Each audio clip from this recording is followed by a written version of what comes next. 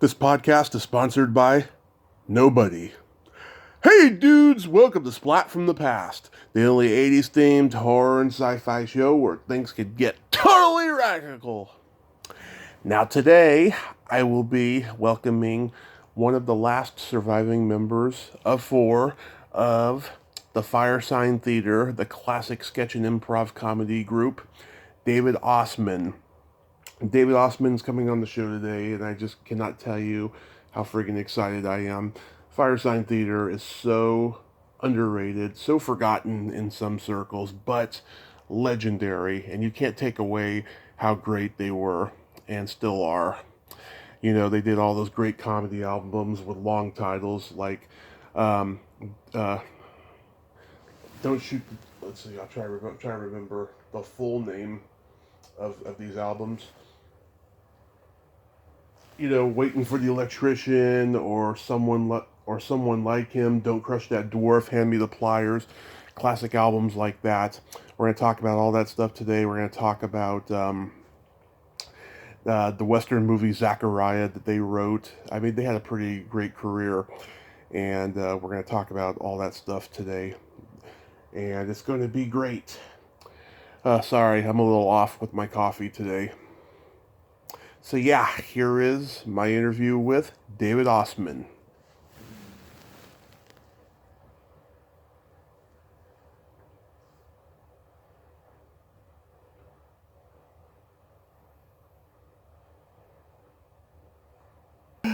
Hey David, welcome to the show, sir. How are you? Well, thank you. I am just fine. It's a rainy day up here in the Pacific Northwest. It's one of those hangout days. You know, you can't do too much outside. Right. How are you? Tell me, where are you? Northern or Southern California? Redding, California, and the sun's out right now. Mm-hmm. Redding, yeah, for sure. It looks pretty good. Yeah. This is such a great honor. Thank you for taking the time today. Well, I'm really delighted. We had this double LP set kind of come out of the blue because our archivist wanted us to, thought it would be really great to bring back the LP. And we said, well, go ahead. He had a label for us. And so put together Dope Humor of the 70s. And suddenly, it was like, whoa, everybody's calling. So it was really nice that we had a number of interviews that were just put strictly, because of that album. But then, there you are, and K-Boo in Portland called, and so I'm happy to talk. I appreciate it. So, going back in time, did you gravitate toward performing in comedy early on in your childhood? No. I never toward comedy, really. I was always a performer as a kid. I was always reading aloud or doing that kind of thing, performing. Comedy didn't really come into it very much. I mean, there was an edge of comedy around, but really, I was really, as growing up, I was a fairly serious kid and wrote poetry. And by the time I got my first, real job in New York in radio, why, that was the career. Yeah. I'd grown up with radio, and I'd always wanted to be, a quote radio announcer, and got to produce, and it became a career out of which the Firesign Theatre really grew, because it started on the radio as a radio act, and graduated to theater, and so onward. So you were in New York first when you did radio. I was from California. I was born not in Glendale, in Santa Monica. Lived in Glendale. A lot of places around Southern California, Northern California. Anyway, went to school in Mexico City because my father was working there for a while. Came back to California. Graduated from high school, Emmanuel Arts High in Los Angeles. 2 years at Pomona College, and I decided that I really wasn't up for that kind of hermetic college experience. I'd been to New York once. I wanted to go back, and I went back in my junior year with my college roommate, one of my college roommates, and we started at Columbia as drama students. There certainly was no improv then. The comedy was a few years away from taking over from folk. So in the New York scene of the late 50s, this is, just when beatnik cafes are opening, you know what I mean? Coffee houses, Greenwich Village was becoming that kind of scene place again. And of course, being a writer, I got to meet with, work with, record, do radio programs with a lot of the folks, particularly the Lower East Side poets, in the early 60s, 60 and 61. And so the idea of going into the theater just, had gone away, as being an actor in that way. Came back to California, and was he really able to produce a lot of radio programs, including radio drama, radio theater, and I was great behind the microphone. I just loved that, and just out of the blue, on a motorcycle, came Peter Bergman, riding down the coast from San Francisco, fresh from the European avant-garde, and his college friend Phil Proctor, who was covering the Sunset Strip riots for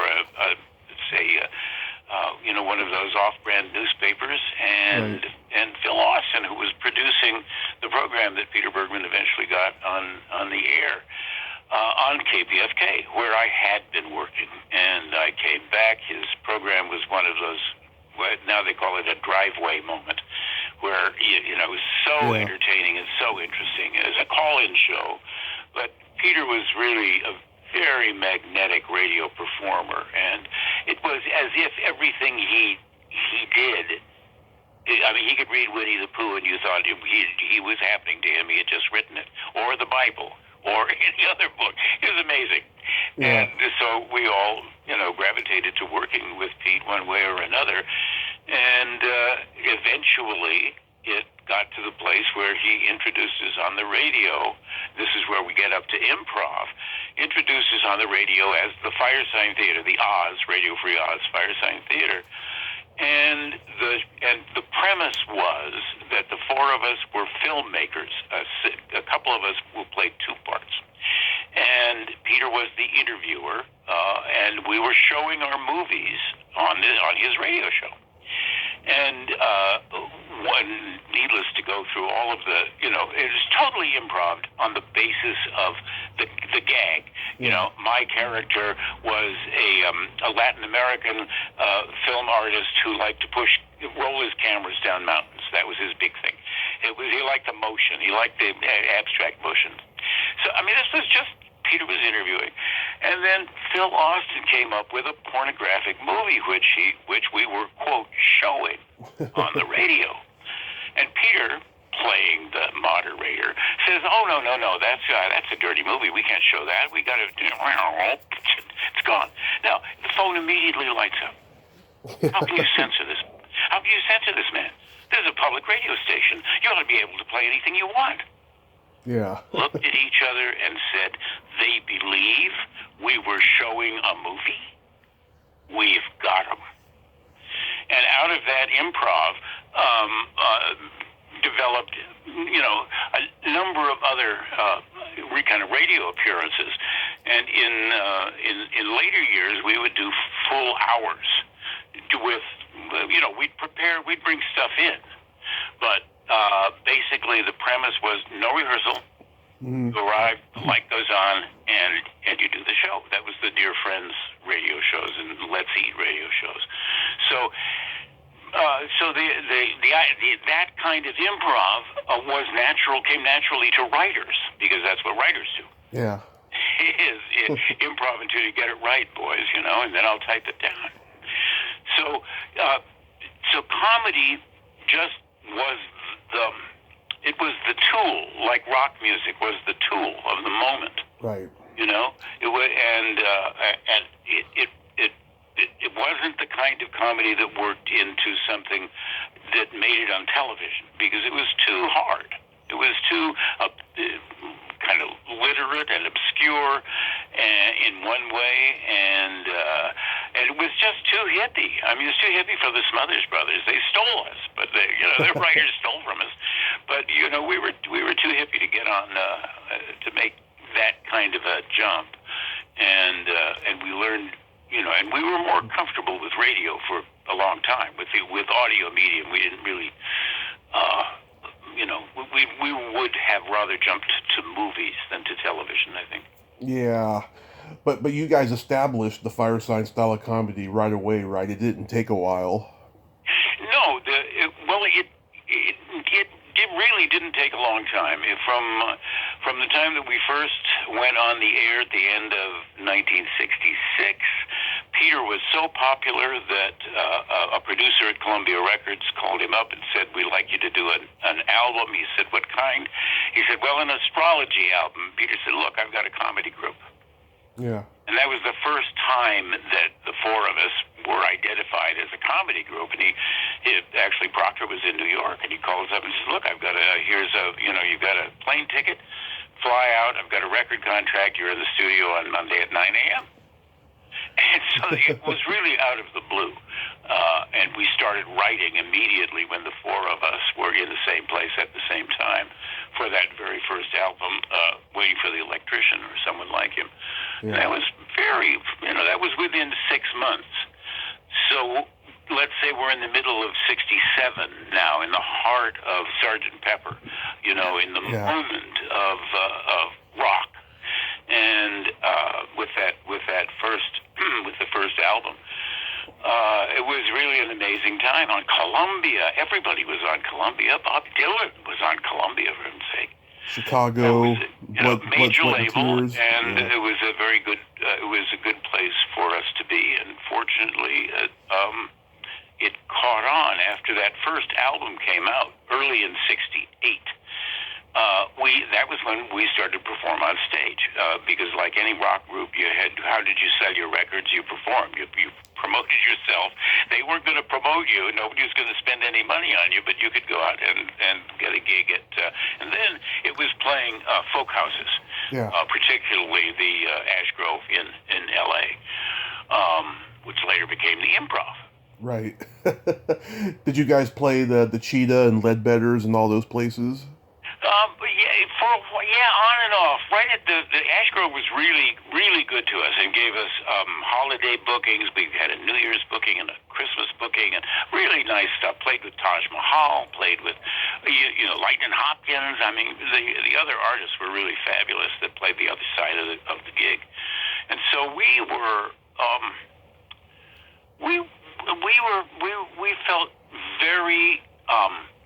felt very good and very popular with about 10 people. You know what I mean? Mm-hmm. I mean, you really couldn't tell from Los Angeles. And it took a couple of years for us to kind of draw really an act together and tour with it and go out and actually, this was by 1970. We found it out that our record has been playing all over the East Coast. People have been playing it everywhere. Colleges have been playing it. Everybody knew about it. Put in another show. What? We were just amazed that we had this popularity on the East Coast, and it was all college.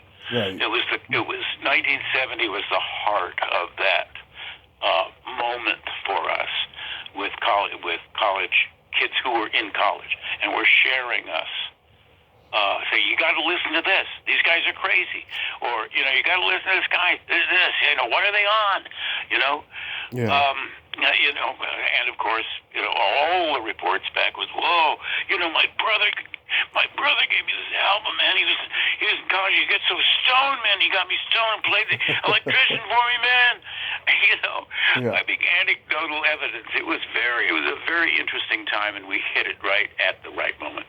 Yeah, comedy was starting to change. The college kids were starting to tune in with the records, with you guys and Cheech and Chong, and then George Carlin and Richard Pryor. Right. comedy was just starting to change, and you guys were so specific, so surreal, so subversive that like nobody in comedy before or since has sounded like you guys. Well, that's true. There were four of us, and it was a remarkable combination of very different talents, and sometimes that made it hard to blend, and sometimes the blend was just like automatic. Proctor would come in with a character, come in with hiya friends, come on down, buy the cars. He would walk in with something. We would all say, oh, that's a great idea, and start working from there. Or Peter would come in with a funny commercial. Anything could happen that would trigger the writing of the records, but the albums, the first three albums, came kind of slowly. It wasn't that 70 tour. We came back from that 1970 East Coast tour, and did our third album, which was Don't Crush That Dwarf, Hand Me the Pliers, and that was a hit. Thanks to Nick Danger, I think, which had preceded it. That was a hit. Yeah. And that created the George Tirebiter character, which has lasted me the rest of my life. Yeah. I've been able to work in his character as a novelist and an old radio star. Yeah. And you guys at first was called Oz Firesign Theatre, right? Yeah, it was, and then we heard from both Disney and MGM that we had that they weren't going to let us use the name Oz. Yeah. Oh my God. Yeah. So, well, that was all right. I mean, Radio Free Oz still existed. There are lots of Oz's out there that people, excuse me, have co-opted. There was a London magazine in the 60s just called Oz. Had a famous green cover of Bob Dylan. I have a postcard of it somewhere. Anyway, the Oz fires. But the fire sign just popped out of Peter's mouth because there were two Sagittarius, an Aries, and a Leo. Yeah. And at that moment, that's what's your sign. Hey, well, man, what's your sign? And so it was part of the moment. Yeah. Did you guys were you guys becoming aware of the sketch and improv phenomenon that was happening with Second City and the Committee in San Francisco and all that? Oh, yeah. Well, nobody could not know about Second City because there were so many graduates and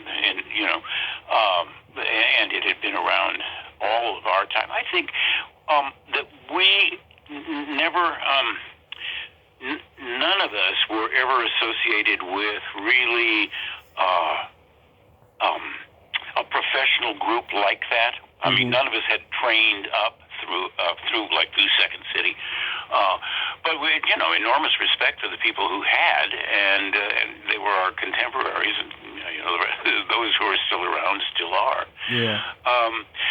We were aware of that happening. What was happening to us really was people who wanted to do what we were doing, which was to produce audio.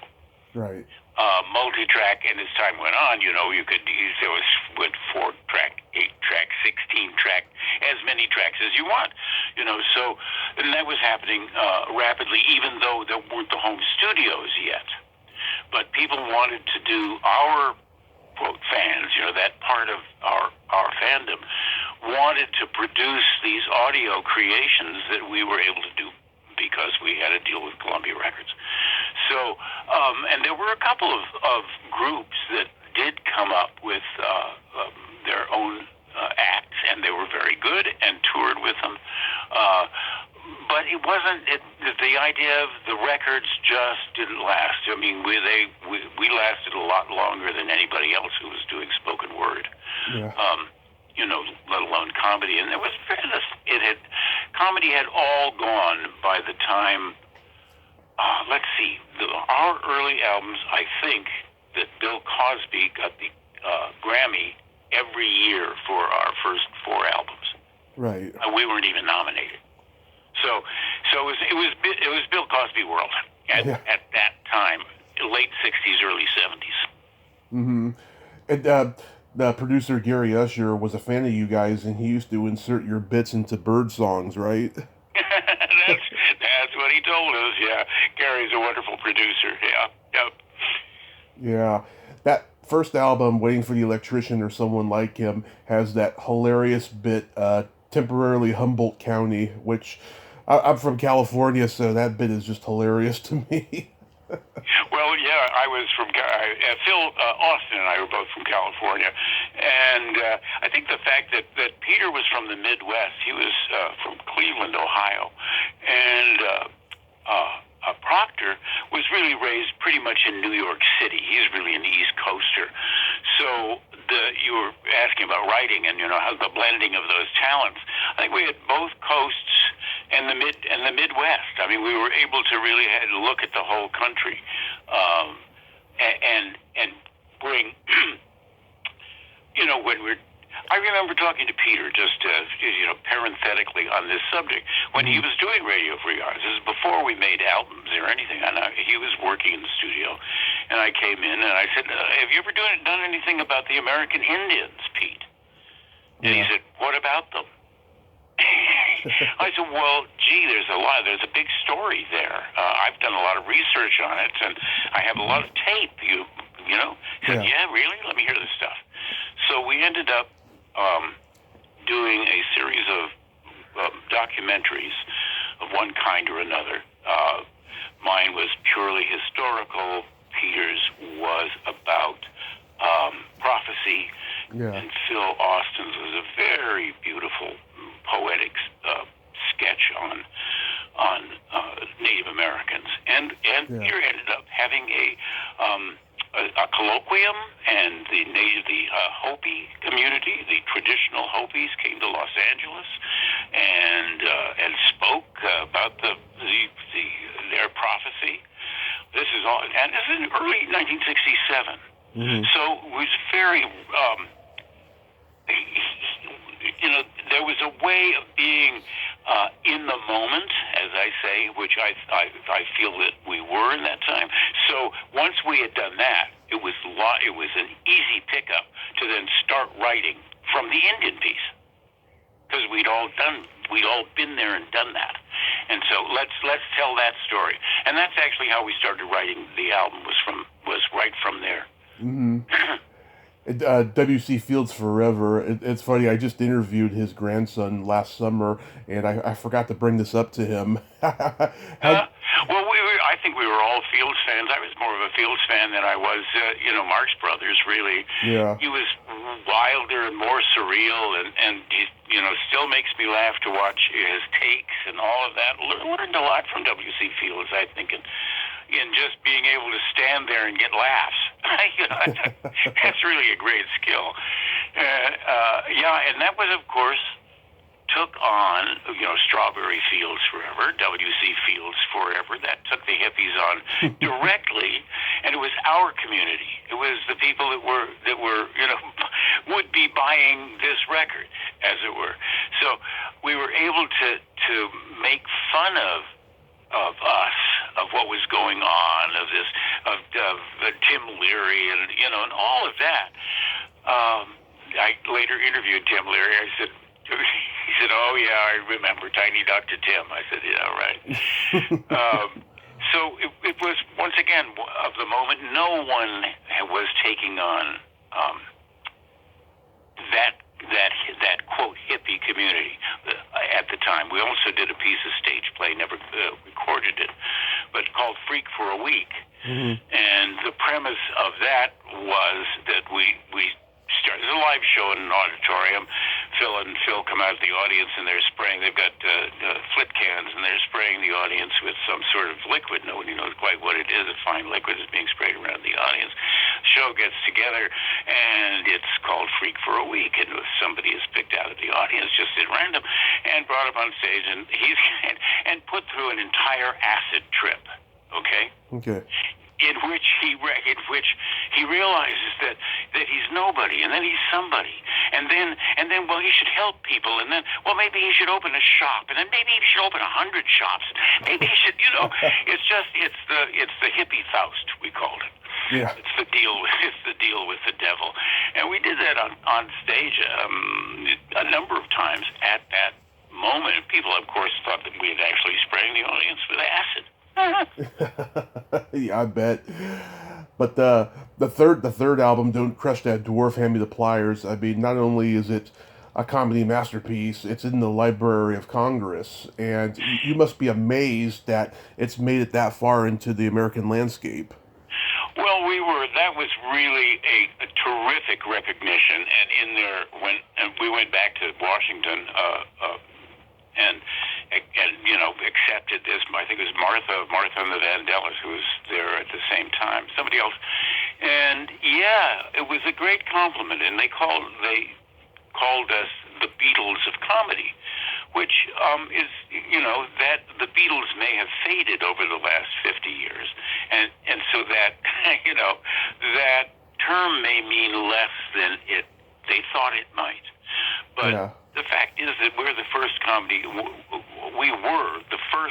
real comedy album that they put into the collection. So it was a huge honor. Plus that we had been so anti Vietnam War, anti-government, left politics, the whole thing, and to be suddenly in Washington D.C. and being honored in this particular way, it was like, yeah, okay, who won the war here? Yeah, it's my favorite album you guys made. You all sound like you're having fun and getting high too. Well, yeah, I mean, by that time, it was really easy to work together. We'd just come back. We're talking about Dwarf. We'd just come back from that tour, and we were in New York, and we were having a great time. We were at Bob Grossman, who did the cover illustration. We were at his apartment in New York, and I suppose we were high. Yeah, probably. And Phil Austin says to me, he says, "I think George Tirebiter ought to be the hero of the next album." Yeah. And I said, "Wow, that's interesting. Why?" He said, "Well, it's a funny name." I said, "Oh, you're right. Of course, it's a funny name. Okay, George Tirebiter." It was my turn to play the lead. It was the third album, so it was my turn to play the lead.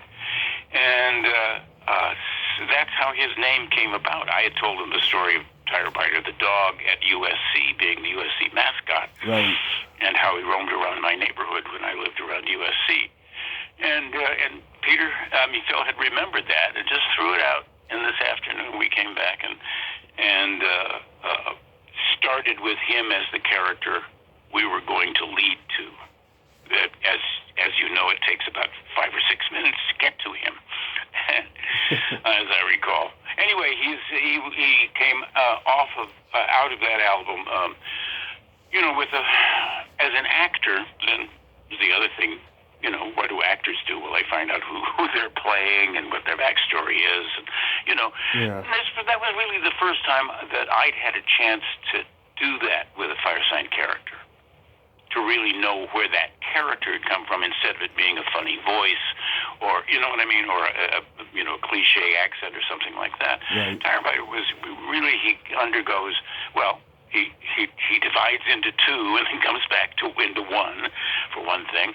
He's a complicated character, and so I was able to give him a real past in a novel called The Ronald Reagan Murder Case, in which I find him in Hollywood in 1945. He's a successful radio star, movie director. He's creating another persona, the kind, what might have been persona had I been 10 years older, right, something like that. There are people of that era, let's say born around 1920, early 20s, that were a big influence on me. Ray Bradbury, certainly. And that era of writers they were just coming alive when I was beginning to read. Yeah, the bit that has me cracking up the most on there is the hot dog bit. Mighty hot dog, yes, Mighty our hot Lord. dog. Yeah, and the wonderful hymn, Marching to Shibboleth. Yeah. Yeah. The Buckroom and the Core. We wrote that. Actually, the movie Zachariah? Yes, I was going to ask you about that. Yeah, we actually in the original when we originally wrote that, we wrote in that song for Zachariah in the Zachariah script that we wrote first. Didn't get very far that script, and so we brought it along. No, you never let good material go.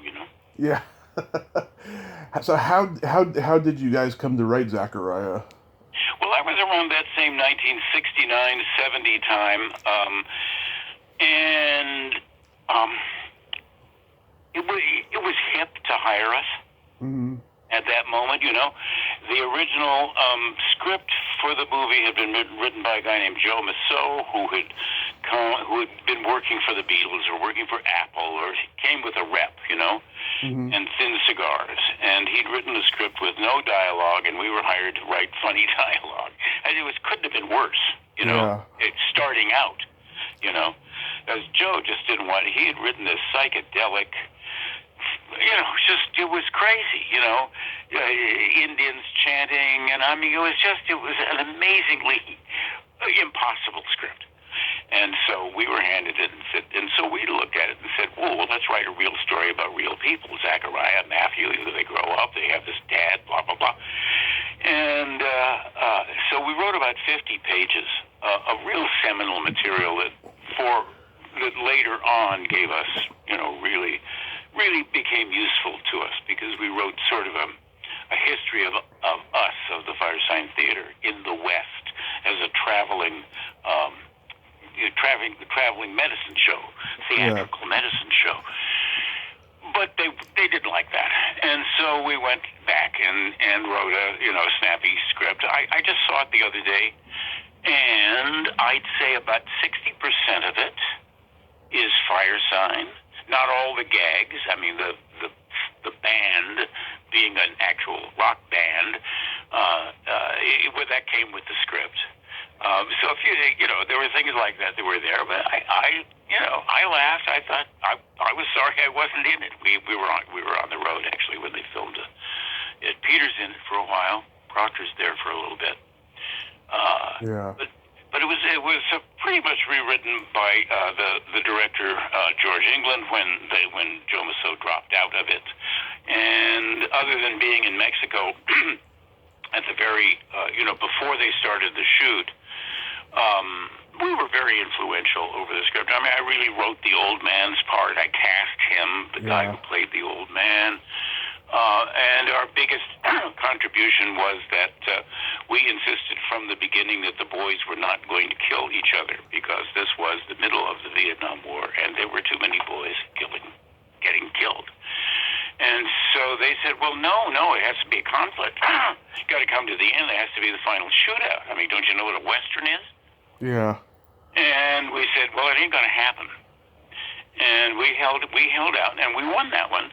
And so the boys actually ride off into the sunset together, which made it a gay hit when it first came out. It was like an underground gay hit, because these boys, and they were both beautiful boys, no doubt. And so it had a funny underground hit, and then our audience to it couldn't quite understand. It wasn't really Firesign, But it was one of those things that we did at the outset of a very long career that just came along, Let's hire these guys, they're hip. Don Johnson was 20 at the time. yeah, and he'd done one previous movie, right? The title which I can't remember, but he had some sort of rep, yeah. He did a play with Sal Mineo where they were both gay. That's right. Yeah. Just before. Well, and I think that was part of why it became kind of a gay underground thing. But really, it was anti-war. I mean, we were happy to see them ride off into the sunset. I mean, why not? It was the twist on the Western. Don't you get it? Exactly. No, I got to shoot you. And I remember I was watching it again. I forgot. Sitting there and saying, well, how do we get Matthew to piss Zachariah off? Mm-hmm. Piss him off. How can we do that? Yeah. and then we thought, well, he's going to kick up the garden. He's going to kill his garden. What could be worse? You're kicking up my lettuce plants. I would grow this, you know. And I think that was actually, you know, that was like kicking the hippie in the teeth, you know. Yeah. What the hell are you doing, man? You're growing vegetables. Couldn't be worse. And then the other gag in that is that I remember us working out was, well, how does Zachariah delay him? Well, he has to clean his gun. And the gun is all laid out 1,000 parts. So, you know, that was all us. You know, that was all us doing the twist on the classic Western. Yeah. And then you guys did Martian Space Party. Yep, you've worked us up to 1972 now. Yeah, the Martian Space Party was, it was the chance to do a big live performance. And we did this at radio station KPFK in their big empty loft studio room. And it was a 3-camera shoot, plus we had the bus with a 24-track recording. I think it must have been, or 16, whatever, and parked next to the building so we could get a great movie, an audio recording, and a performance in front of 200 people. So it was like, that was a super way of doing a lot of things at the same time. This came after we had done the Let's Eat radio series, which we were another 10 or 12 shows in the early part of that, in the late part of 71. So this is early 72, and it's a big show. The whole soundtrack is available in one of our many super recordings of everything we've ever done. Yeah. And the film then was edited down to a reasonable length, 38 minutes, I think, something like that. Yeah. About 2/3 of the performance. And so, to me now, after all these years, Martian Space Party really looks like a classic performance film of that moment, of that time, 1972. This is what we looked like on stage when we were really all dressed up, you know? Yeah. And so I think it preserves us at a very interesting time that wasn't about to be repeated either. So it took us a long time then to get back to doing a film, 75, with Everything You Know Is Wrong. Yeah, I saw Martian Space Party, and I was just like, this is so bizarre. It reminds me of like Sid and Marty Krofft, something that they would do. You know? Oh, that's great! What a reference. Good. Yeah. The Krofts, right. Off Broadway in Los Angeles. That's a very good reference. It was crazy, partly because it was edited, and partly because we were just doing all of the material, all of the new material we had on hand, and the election was coming up, and we Watergate, the '68 election. I'd covered every election on radio since '60. I covered the Kennedy election on the radio as a newsreader. But so this is '68. We were on and doing whatever we were doing politically, and so '72, and that's when we nominated not insane George Papoon for president. Yeah. And a guy with his head in a paper bag, so that nobody would know that he was really under there, and shoot him, because politicians were getting shot all over the place in 1968, for heaven's sake, if you'll remember. So it was a terrifying year, '68. And so when '72 rolled around, you just didn't quite know where it was going to go. So Nixon had just gone to China. Yeah. And so we were on a historical moment. And of course, the President Nixon had been our guy to parody from the beginning. And so it was wrapped around both the nomination and the launch. And that seemed to me to really work well, even though, the elements were completely disparate. I mean, there's a whole, it's not in the movie, but on stage, there's a whole musical segment that takes place in like a Playboy club in outer space. Yeah. Oh, that's crazy. Now, you guys put out an album a year, like for years and years. I mean, did you guys ever feel burnt out after a while? Oh, there was a break. Well, we did 68. It came out in 68, 69, 77. In 72, there was a break in 72, and Procter and Bergman did an album. I did one, How Time Flies, and Phil Austin did one that came out the next year, Rolling Maidens from Outer Space. Yeah. So it was also in the rock tradition, the moment where everybody needs a solo album, right? Yeah. So we were all burned out, and so was Columbia. It's too much product. Yeah. And so was our audience, who had graduated from college. Yeah. So, and we thought we thought you'd be there forever. But no, you graduated from college, got a job, stopped listening to Getting Stoned and listening to Firesign LPs in your dorm room. And so we had to make, there's a lot of business decisions that we had to make at that point. Got back with Everything You Know Is Wrong. Mm-hmm.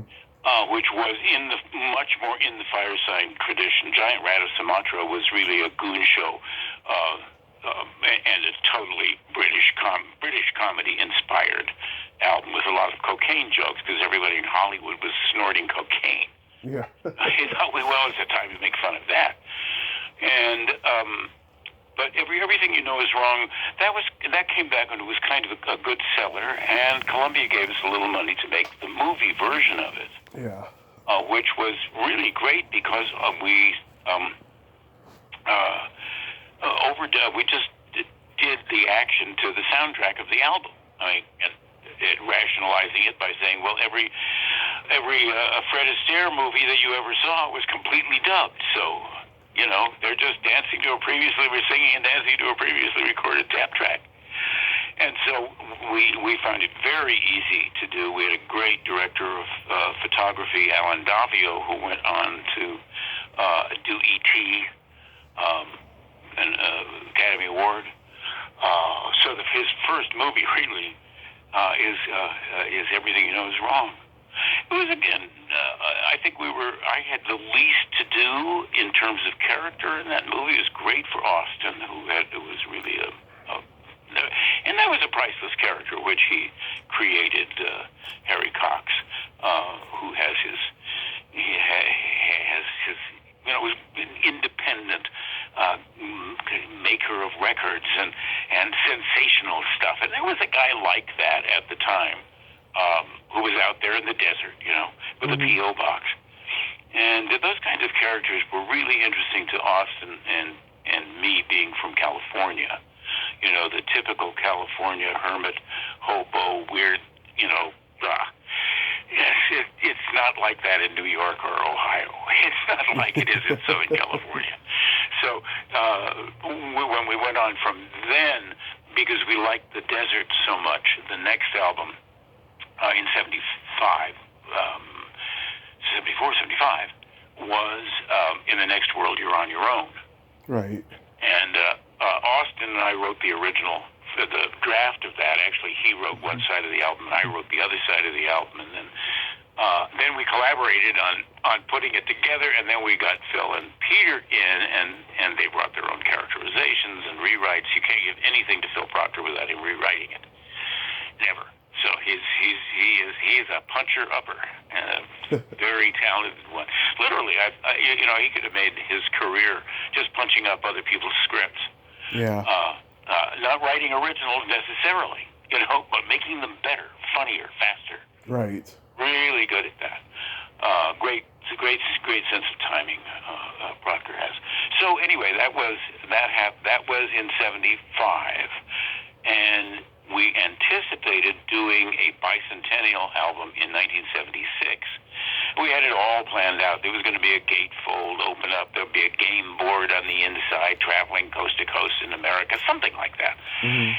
And they dropped us. Oh. They did not pick up the next years. It was a year-to-year thing, but it had just been on automatic. But no, we weren't selling enough. And at that moment, 1975, you had to come out of the gate with 500,000 records. Mm-hmm. And that was pretty hard to do, certainly for a comedy act. Yeah. A really spoken word act that was kind of way out there and doing things that people were having trouble referencing. So, what is Adam and Eve, East of Eden, thrust out of the garden. You know what I mean? I mean, Yeah. that was, we've been relying on this for years. And it came as quite a stroke not to be able to do an album, which we really considered to be what it was we did. Stage was a way of selling albums, but then we got, right after that, then the stage became a way of developing material. We used to use the radio more for that, for new material. But then, we got on stage. We did 3 great big shows at the Roxy on Sunset Strip, big rock club, and lots of lights, I remember. And we had, multiple shows. We did a show called Joey's House, which would have been an album. I mean, at that time we were, it would have been the first draft of an album, and we would have gone in the studio and built it up and made it into something else. But we never had the chance to do that.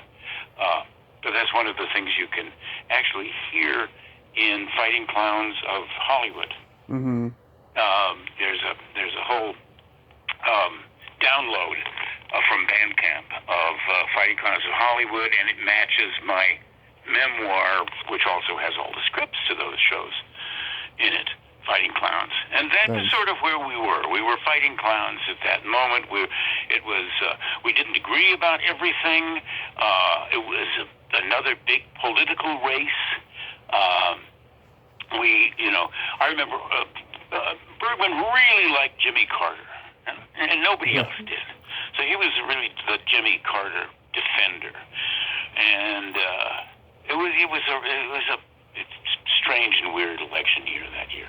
Yeah. Anyway, we were able to do these 3 big shows, develop another Nick Danger script or 2, and did that lead immediately to a TV series, to a movie contract, to a radio show, to a commercial, to anything?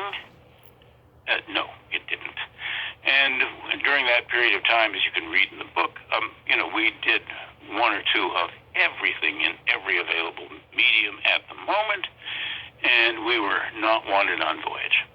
So I said I'm out of here, and got a job at NPR in Washington, D.C., producing a huge 5-hour Sunday arts program.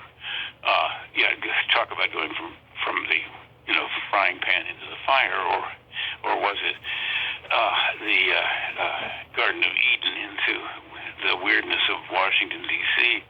But that's, that brings the story up to about 1981. It's been a long career, my friend. Yeah. Were you guys always on the path of Monty Python level of success?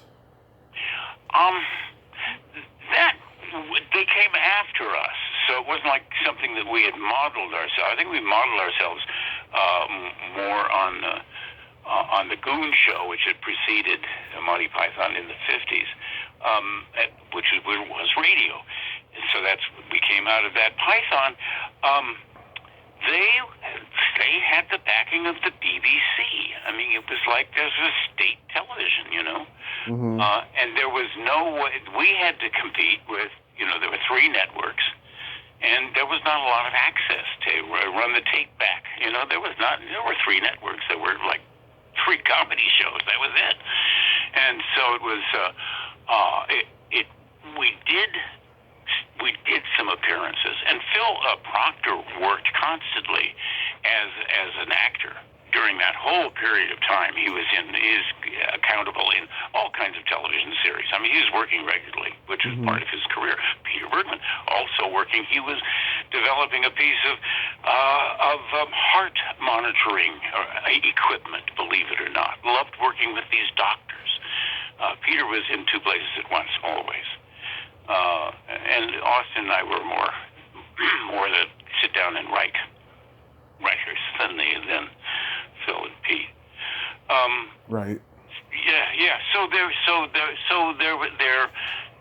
then a gap in which Phil and Peter did a number of things. They did some TV. They did another couple of albums, including a really, really interesting one that really could have gone someplace technically on many, many levels, right at the very beginning of the digital technology. And it was just too wild, too far out. And it was really too bad. Yeah. And then our 25th anniversary rolled around. Well, I guess we should get back together, and it was great getting back together.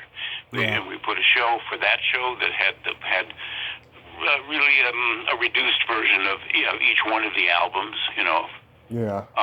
but put together, not just done as abstract scenes, but we never did that. Just put together as some sort of scripted show. And there we were on the road, and by this time, it was 20 years after these, after the high school. But the college students had been smoking dope and listening to our records, and they were really happy that we came around. And that was the year that everybody came around, that everybody had their 25th anniversary, Yeah. All the rock bands of that moment. They're now having their 50th, or have just had it. What was it? Somebody just posted about it. The 50th anniversary went out, and I said, my gosh, that one too, Was there a period where you weren't in the group anymore? Well, that was fundamentally during the 80s. Mm-hmm. After this period, in the end of 81, I went to work in Washington. And then after Washington, that lasted a year, and then I was fired abruptly for doing a birthday program for John Cage. That wasn't what they wanted. So it was not a spiritual experience, and so I went out to find a little peace and quiet in New Mexico, like people did, and fundamentally, I spent the 80s teaching radio production, teaching radio writing and production, and it wasn't until we got this call for the 25th anniversary. By that time, Phil and Peter, they were not working. There was nothing to do. I mean, it was very hard to market all of the things we could do. Yeah. Because it was just, it was uniquely the Firesign Theatre. Unless you wanted the Firesign Theatre, Yeah. You couldn't just get us as, I mean, there was a period where Proctor in particular would have loved for us to be character actors on television, like Lenny and Squiggy, Yeah. But I was very resistant to that because I felt people wanted to see us as our Firesign characters and not playing another role. So that might have happened had we been really willing to say, okay, let's cast two of us, even Proctor and Bergman, right, as characters on a running television sitcom. But that never happened. Wow. So Yeah. it wasn't that I was. It was the three of them were active, and a lot of that is perfectly valid work. Yeah. It's just that when we got back together again, the 25th, and then after that, we had to find the work. Yeah. And there's a miscellaneous scattering of albums, but Rhino Records came to our rescue, and they were always wonderful, starting at very, very early on in the company. They're just terrific and would release anything that we we have this idea. Yes. So at the end of the 90s, looking forward to the millennium, Yeah. it was clear that if anybody should write anything about the millennium 2 years ahead of time, it ought to be us. And so Rhino gave us studio time, and we were in Culver City, studio in Culver City, and we found ourselves. We had a really good idea, And so from that idea and from the characterizations, we could move forward to write what was essentially the 12 hours before midnight on December 31st, 1999. Yeah. With our, and the decision was, what's happened to our audience? They have grown up. What are they doing now? They're working. Yeah. What are some of their jobs? They're working on the radio. What if we put our characters grown up on the radio? Mm-hmm. So it's those kinds of decisions that move you into a writing thing. And it is improv. That's what it is, you know? Yeah. Here's an idea. Oh, I hate that idea. Okay, well, let's not do that one. Here's an idea. That's great. Let's do that, you know? Yeah. Then you're out there performing.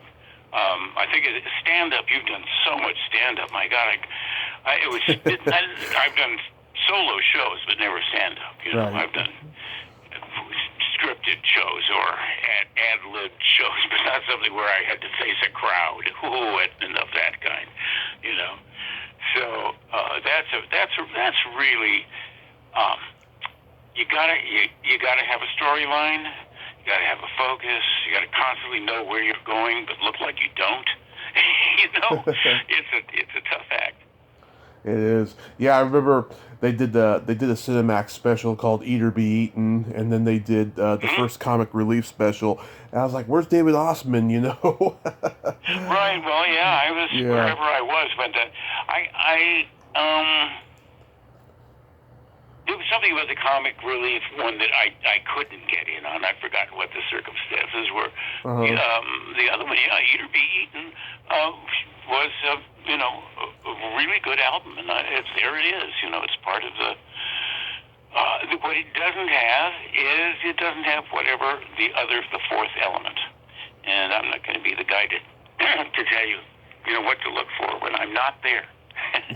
But there is something. It has a different rhythm. Yeah. The Proctor and Bergman comedy rhythms are different than my rhythms, and I think as an actor, I think Proctor and I really enjoyed creating characters. Austin too. Peter less. Peter has singular, incredible hits as a performer, but he was less trained. He was not trained at all in theater. Yeah. We had to say, Pete, the audience is that way, downstage. What's downstage? There.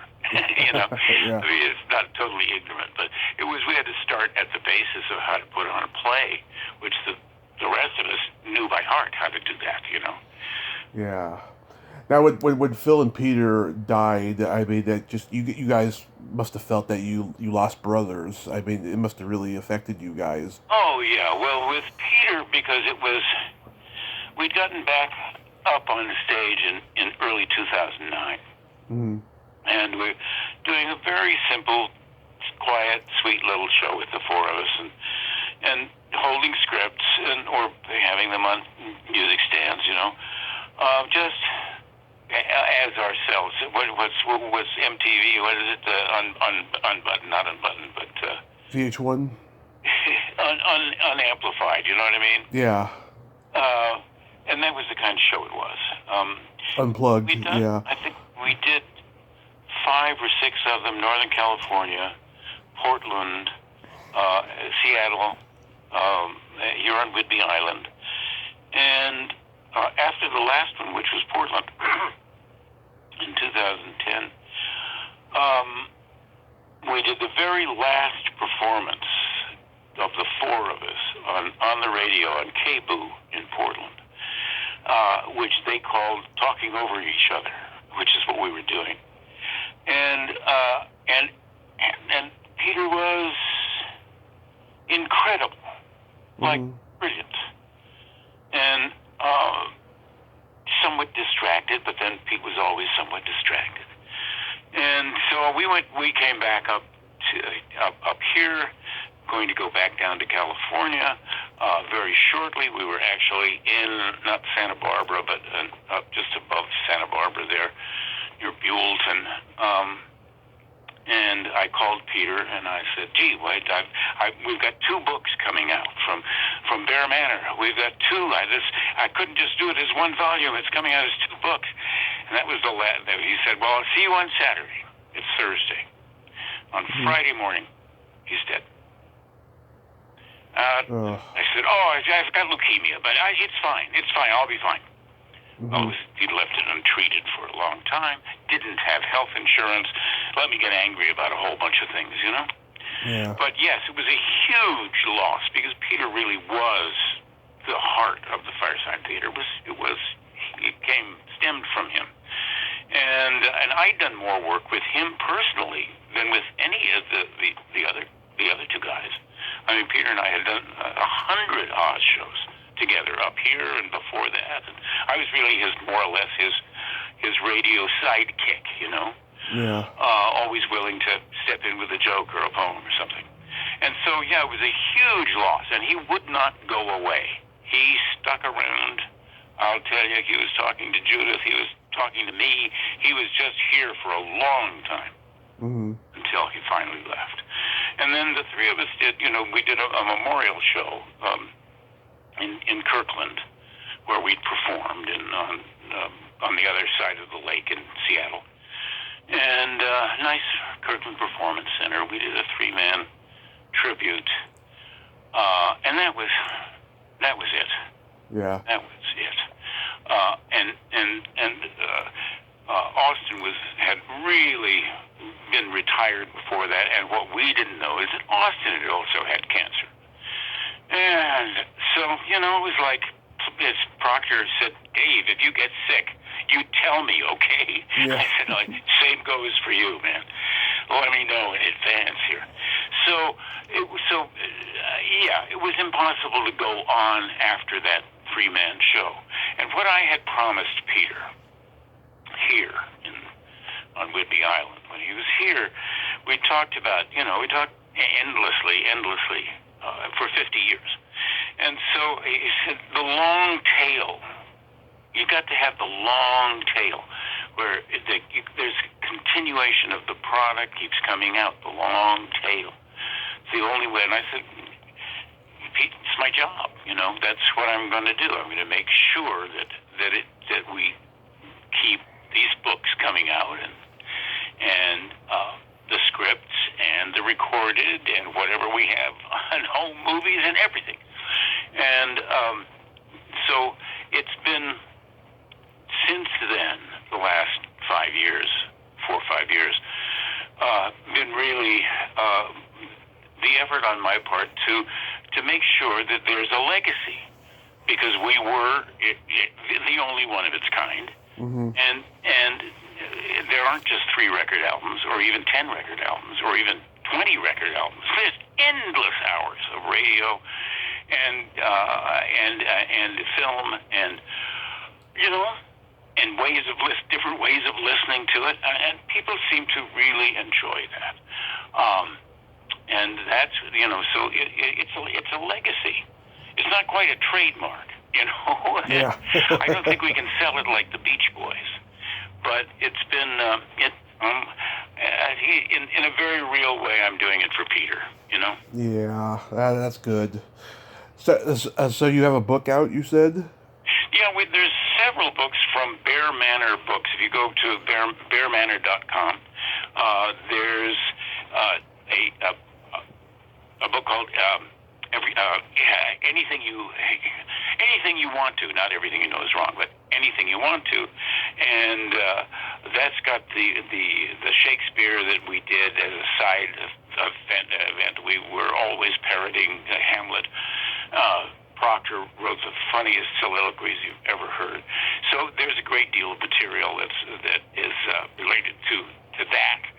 And there's two books of scripts from the 60s. One is really the political scripts, and the other one is what we call the Magic Mushroom shows, which are the dozen performances we did at a club called the Magic Mushroom at the end of '67, and that's when they're really kind of goon show like. And the very last one of them is the beginning of Don't Crush That Dwarf, and a day on television, which grew over the next year into that album. So, so those scripts are there. Two novels by me, the Ronald Reagan murder case and the Flying Saucer murder case, both starring George Tyrebiter. Yeah. And the city of Los Angeles. One is really showbiz Hollywood. The other one is really noir L.A. And two memoirs. So there they are. I mean, there's a lot of material that's both mine and mine in collaboration with Firesign. And how are you doing during quarantine? Well, it's been I haven't gone any place. Yeah. The last show we did, my wife Judith and I taught and did a show at the Kansas City Art Institute a year ago. Yeah. And so we were in Kansas City doing this work. We left here on the 29th of February. You'll remember it was a leap year. Mm-hmm. It was when the first death was announced in Seattle. We were on a plane going to Kansas City.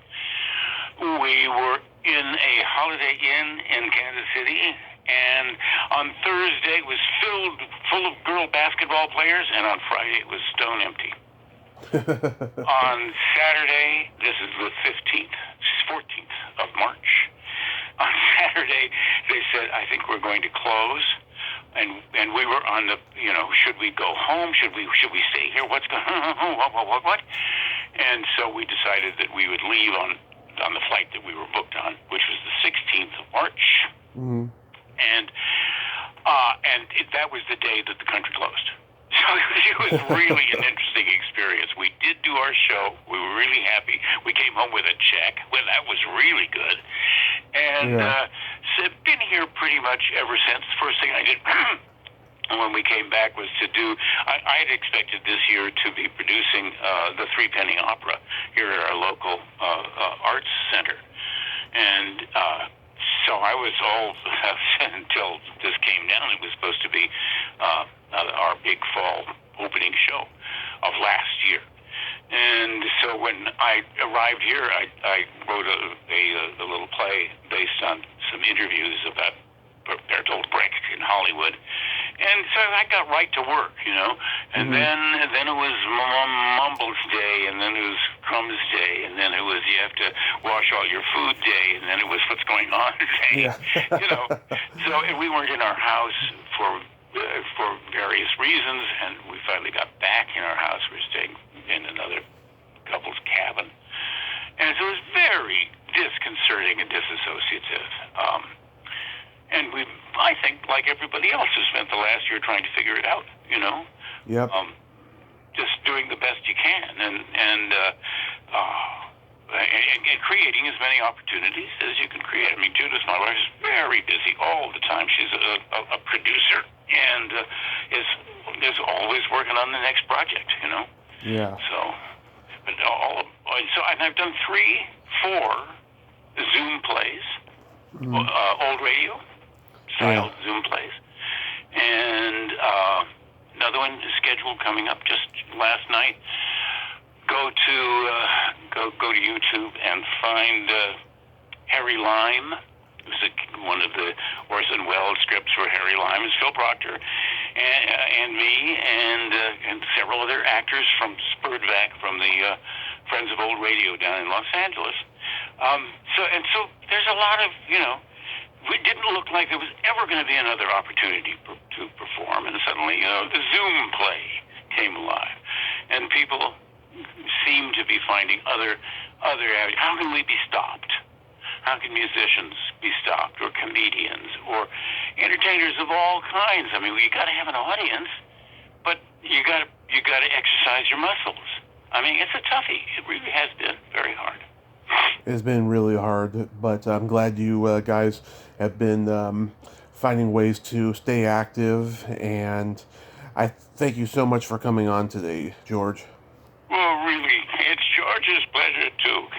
It's my pleasure. Thanks for the opportunity. Really, it's a long, good story, and for people who are actually in the business, as we used to say, in the business, let me just say that if you haven't found out by yet, your career, no matter how wonderful, needs to be renewed, rethought, and regrooved, really. And so this is a unique opportunity for people who are much younger than I am to take another look at it and say, okay, what's the future of what it is I'm doing or that I did?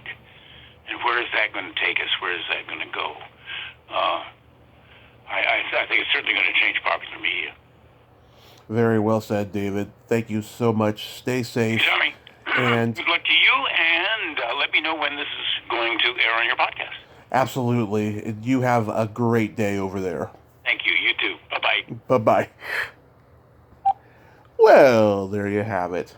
David Ossman. Ain't he a cool dude? What a nice guy, huh? And great stories about Firesign Theatre. If you haven't heard them, check them out. They are brilliant.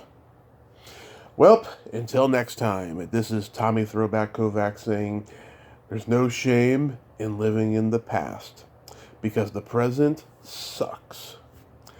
Later, dudes.